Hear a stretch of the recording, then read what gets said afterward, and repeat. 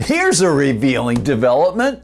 Abortion pusher Chelsea Clinton was one of the invited speakers at Jesuit Pope Francis's 5th annual Vatican Unite to Prevent and Unite to Cure conference last week.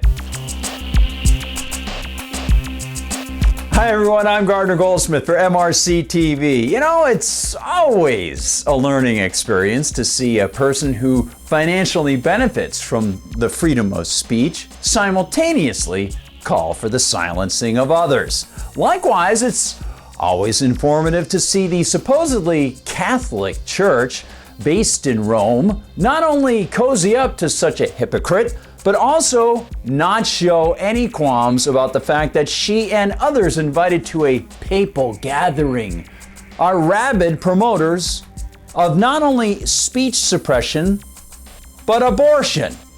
Yes, it was doubly educational to see that Chelsea Clinton was one of the invited speakers at Jesuit Pope Francis's 5th International Vatican Unite to Prevent and Unite to Cure conference. Yeah, what a team up that one is, huh? Calling for free speech suppression? World government of speech? Can't do much better than that. Yes, the health conference that was aired Friday, May 7th. I hope you got your tickets. It must have been awesome.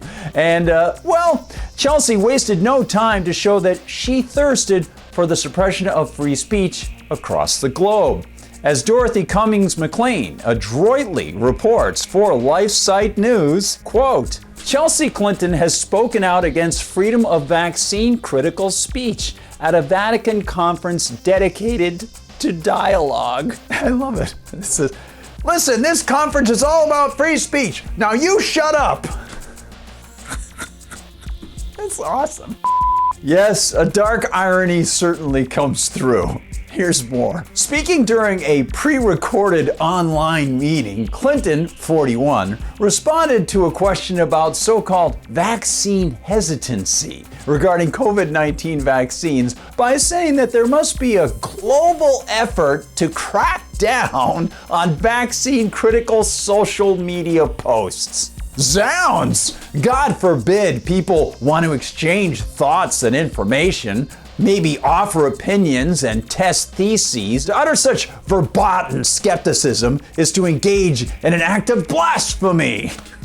It should bring swift silencing from her ministry of truth. Quote, I personally very strongly believe there has to be more intensive and intentional and coordinated global regulation of the content on social media platforms, she said. Yeah, the bullies do that out on the playground, right? They regulate things.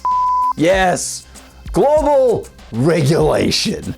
Coming from the woman who is the vice president of the Squeaky Clean Clinton Foundation, a big government organization that maybe sorta saw more than a few folks raise concerns over its ties to international donors while Hillary Clinton was Secretary of State under Barack Obama, and coming from a woman who already has shown her propensity to call for global health commands via her thrilling book, co-written by the way with University of Edinburgh professor Devi Sridhar, called Governing Global Health. This makes a lot of sense, Ms. Clinton. Authoritarians never cease to call for silencing of dissent and for crushing the spread of information, even as they enjoy their own free speech and ties to taxpayer-subsidized entities. And Chelsea is in good company, as McLean writes. She appeared alongside Dr. Paul Farmer of Harvard Medical School and Dr. Walter Ricciardi, the Italian president of the World Federation of Public Health Associations, at a pre-recorded online meeting forming part of the 5th International Vatican Unite to Prevent and Unite to Cure conference. Their meeting was first aired today, that being last week. Dr. Farmer. Dr. Farmer would be the same man who started Partners in Health to help people in Haiti, who also has called for global health regulations and international subsidies, who also promotes Marxist liberation theology. One of the things that the student I met with earlier asked me, she asked me if it was a cultural problem. It's a great question, a cultural problem, a challenge to advance a rights model in some of these places. And I said, not really a cultural problem. And here's an example that I would offer. This is a quotation from a rights declaration, and I've heard this sort of thing over 20 years.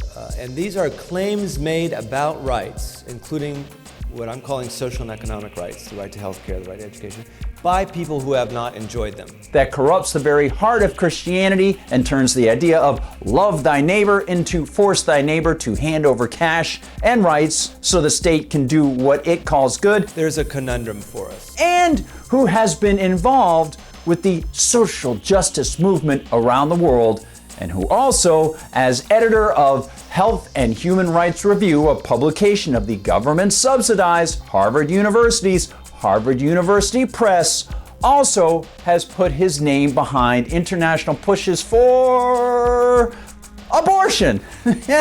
What a shock. Pope Francis has done virtually nothing to criticize, ostracize, or excommunicate U.S. political figures such as Joe Biden and Nancy Pelosi, who call themselves Catholic. Joe Biden is a devout Catholic. Biden, a devout Catholic. Biden, a devout Catholic. Biden, we should note, is a practicing Roman Catholic. Joe Biden is a devout Catholic. Biden is a devout Catholic. Biden, a devout Catholic. Devout Catholic. Joe Biden is a Catholic, a devout Catholic. While promoting abortion and the funding of it through taxation. So why is it not surprising that his Vatican would invite two of the world's highest profile abortion pushers to the Catholic Church's Gabfest on health, as they call it? And for the Vatican to host a conference pushing not only abortion advocates, but advocates of tax-funded abortion? A conference which also pushes worldwide censorship of jab skepticism? Well, that's beneath contempt.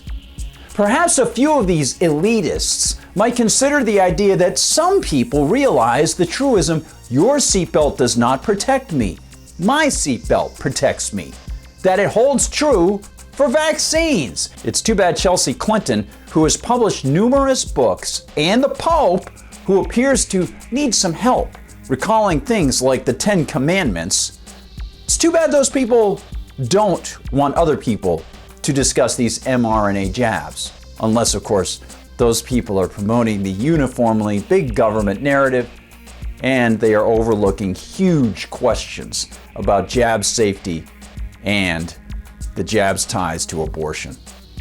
Thank you so much for watching, everyone. It's great to have you in this wonderful circle of friends. Please like and subscribe on YouTube. Find us on Rumble, on Parler, on TikTok, on Facebook, on Instagram, on Twitter, and of course, visit us all the time, anytime you want, at MRCTV.org.